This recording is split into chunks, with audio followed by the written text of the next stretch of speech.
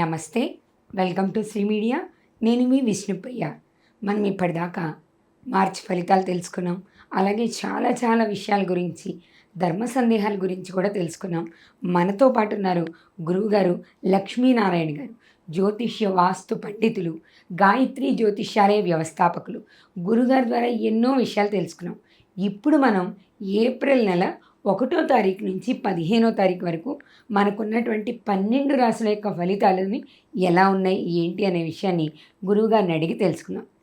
నమస్తే గురువుగారు. 2024 ఏప్రిల్ నెల 1వ తారీఖు నుండి 15వ తారీఖు వరకు మీనరాశి ఫలితాలు. ధనుర్మీనాలకు గురువు అధిపతి. ఆ గురువు మేషంలో ద్వితీయంలో ఉన్నాడు. ద్వితీయం ధనవాగ్విత్తం అన్నారు.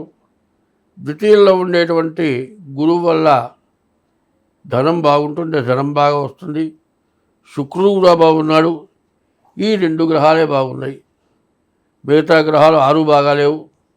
కుజుడు, శని, బుధుడు, రాహువు, కేతువు. మరి ఈ గ్రహాలు బాగుండకపోవటం వల్ల చాలా అష్ట కష్టాలంటారు. 8 రకాల కష్టాలట. శాస్త్రం ఉంది, ఎంతో భార్య ప్రసవైందిట, తండ్రి తద్దినంట, మరి ఇతర సమస్యలు చాలా ఉన్నాయి. అట్లాంటి ఇబ్బందులన్నీ కూడా వస్తాయి. దీనికి మనం సరిగ్గా చెప్పాలంటే చైత్రమాసం ఈ 15 రోజుల్లోనే మరి చైత్రమాసంలో చైత్రశుద్ధ పాడ్యం వస్తుంది. రాముడు జననం రోజు వస్తుంది. సర్వమంగళ గుణ సంపూర్ణుడగు నిన్ను నరులు దేవునిగాగ నరయుగాక. రాముణ్ణి సర్వమంగళ గుణ సంపూర్ణుడగు నిన్ను నరులు దేవునిగాగ నరయుగాక. రామనామము భవత్సోమ భంజన దివ్య తారక నామమయీతనరుగాక. 10 కొంపలును లేని పల్లెనైనను రామ భజన మందిరముల వరలుగాక. కవులెల్ల నీ దివ్య కథలెన్నో రీతుల కొనియాడి ముక్తి గైకొంద్రుగాక. ఎట్టి వ్రాతయు శ్రీరామ చుట్టబడక వ్రాయబడకుండుగా అవుత రామవాక్యమనిన తిరుగనిదని అర్థమగునుగాక. రమ్యగుణధామ రఘురామ రామ రామ. ఈ రాముణ్ణి ఈ 15 రోజుల్లో ముందు రాముణ్ణి స్మరణ చేయడమే చాలా మంచిది. సర్వమంగళ గుణ సంపూర్ణుట, అన్ని మంగళాలు ఆయనకే ఉన్నాయిట. నరులు దేవుడిగా పూజించారట. నరుడుగా పుట్టి దేవుడిగా పూజింపబడ్డారట. సర్వమంగళ గుణ సంపూర్ణుడగు నిన్ను నరులు దేవునిగాగ నరయుగాక. రామనామము భవత్సోమ భంజన దివ్య తారక నామమేదనరుగాక. దాన్ని మించినటువంటి నామం లేకుండా ఉండుగాక. కవులు ఎంతోమంది నీ సర్వగుణాలని కీర్తించుగాక. ఇటు రామనామం చేసేటువంటి వాళ్ళు ఎటువంటి కష్ట నష్టాలు లేకుండా అంత్యకాలమునందు ఆయాసమున నిన్ను తలతునిపుడే. ఎప్పుడు కూడా అంత్యకాలమునందు ఆయాసమున నిన్ను దళతునిపుడే. నరసింహ నరసింహ నరసింహ లక్ష్మీశ దానవాంతక కోటి భానుతేజ. గోవింద గోవింద గోవింద సర్వేశ పన్నగాధిప సాయి పద్మనాభ. మధువైరి మధువైరి మధువైరి లోకేశ. సర్వలోక శరీర నిగమ విడుత. ఈ విధంబుగా నీ నామమిష్టమగును. భజన చేయుచుండు నా భావమందు. భూషణ వికాస శ్రీ ధర్మపుర నివాస. దుష్ట సంహార నరసింహ దురిత దూర. ప్రపంచాన్ని మొత్తాన్ని, వరల్డ్ మొత్తాన్ని పరిపాలించిన రాముణ్ణి, ఈ గ్రహదోషాలున్న వాళ్ళంతా కూడా రాముణ్ణి పూజించండి. రామనామ స్మరణ చేయండి. ప్రతి ఊళ్ళో రామ మందిరం లేనటువంటి ఊరు లేదుట.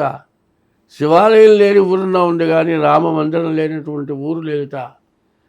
అఖండ రామనామ సంకీర్తన ఎవరైతే చేస్తారో ఈ క్రోధి నామ సంవత్సరం నుంచి అందరూ బయటపడతారు. అందుకే ఈ పద్యం చెప్పింది, సర్వమంగళగుణ సంపూర్ణుడగు నిన్ను. నరులుగా పుట్టి ఆయనకు ఉన్నటువంటి సద్గుణాలు ఉన్నటువంటి వ్యక్తి ఎవరు లేరనిపించుకున్నట్ట, దేవుడిగా అనిపించుకున్నట్ట, మానవుడిగా పుట్టాట. పుట్టినప్పుడు అందరూ మానవుడే అనుకున్నారు, కానీ ఇక్కడ ఆయన ఉండగానే దేవుడు అనిపించుకున్నట్ట ప్రవర్తనతోటి. అటువంటి దేవుడు అనే వాడికి ఎవరు లేరుట. కొంతమంది దేవతల్ని వాళ్ళు వెళ్ళిపోయిన తర్వాత దేవుడిగా పూజించారు, కానీ ఆయన ఉండగానే దేవుడిగా పూజించారు. అటువంటి రాముణ్ణి ఆయన ఉండగానే రామాలయాలు కట్టించారు. మరి ఒంటిమిట్ట రామాలయం, రాముడు ఆ విగ్రహ రూపం ధరింపజేసింది రాముడే. ఒంటిమిట్ట రామాలయం రామచంద్రమూర్తి యొక్క సంకల్పంతో రామచంద్రమూర్తి ఉండగా ఆ రామ లక్ష్మణ సీతా విగ్రహాలకు తయారైనట. అప్పటికి ఆంజనేయుడు కలవలే. మరి ఆ టైంలో అక్కడ రాముడు లక్ష్మణుడు సీత ముగ్గురే ఉన్నారు. ఎదురుకుండా సంజీవరాయుడు అనేటువంటి పేరుతో ఆంజనేయ స్వామి ఉన్నాడు. అటువంటి దేవుణ్ణి ఈ ఏప్రిల్ నెలలో సంవత్సరాల నుండి శ్రీరామనవమి దాకా ఈ నెల ఉంటుంది. కాబట్టి ఈ నెల కాదు, ఈ సంవత్సరం మొత్తం కూడా రాముణ్ణి స్మరించండి, రామనామం స్మరించండి, రామకోటి రాయండి. నిద్ర లేచింది కూడా లగాయతూ రామనామ స్మరణ చేయండి. ఇంకా దోషాలు ఏమైనా ఉంటే పోవటానికి మీ యొక్క జాతక భాగం చూపించుకోండి.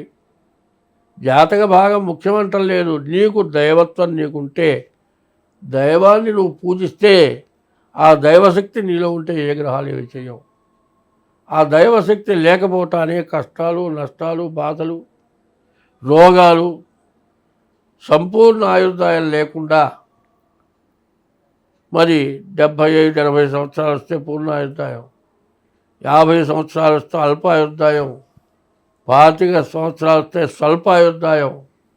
ఇటువంటి అల్పాయుర్దాయాలు లేకుండా పూర్ణ ఆయుర్దాయం కలిగి అందరూ కూడా సుఖ సంతోషాలతో, ఎవరికి ఎటువంటి లోటు లేకుండా అందరూ సుఖంగా ఆనందంగా, అందరూ గ్రహబాధల నుంచి విముక్తి పొంది అందరూ కూడా ఆనందంగా సుఖంగా ఉండాలి.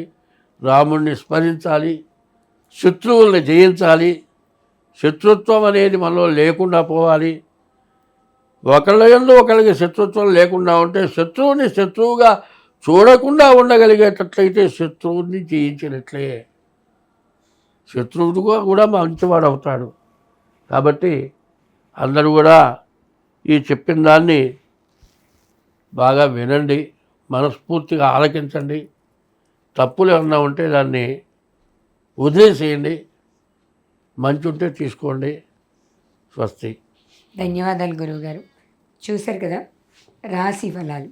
ఏప్రిల్ 1వ తారీఖు నుంచి 15వ తారీఖు వరకు, పైగా ఈ 15 రోజులకి ఉన్న ప్రత్యేకత ఏంటి అంటే, మనకి ఏప్రిల్ 9వ తారీఖున ఉగాది రాకపోతుంది, క్రోధినామ సంవత్సరం. ఆ క్రోధినామ సంవత్సరానికి సంబంధించినటువంటి పంచాంగ శ్రవణము, అలాగే గురువుగారు చెప్పినటువంటి 12 రాశుల యొక్క రాశి ఫలితాలు కూడా ఇక్కడ ఇవ్వడం జరుగుతుంది. వాటిని కూడా మీరు చూసుకోవచ్చు. అలాగే ఈ క్రోధినామ సంవత్సరంలో ఈ 15 రోజులు 12 రాశుల వారికి ఎలా ఉంటుంది, వాళ్ళు జాతకానికి సంబంధించి ఎటువంటి దోష పరిహారాలు చేసుకోవాలి, వీటన్నిటినీ కూడా తెలియజేశారు. అలాగే గురుగారు మరో ముఖ్యమైన విషయం కూడా చెప్పారు. మీ జన్మ జాతకం కానీ హస్త సాముద్రిక ద్వారా కానీ మీరు జాతకాన్ని తెలుసుకోవచ్చు. మీకు దాంట్లో ఉన్నటువంటి పరిహారాలు గురువుగారు తెలియజేస్తారు. కింద ఇచ్చిన నెంబర్కి కాల్ చేయండి, నేరుగా గురువుగారితో మాట్లాడవచ్చు. మీకున్నటువంటి సందేహాలు, మీ జాతకంలో ఉన్న దోషాల గురించి, వాటికి చేయాల్సిన పరిహారాలు అన్నీ కూడా సవివరంగా తెలియజేస్తారు. మరో వీడియోతో మళ్ళీ కలుద్దాం. నమస్తే.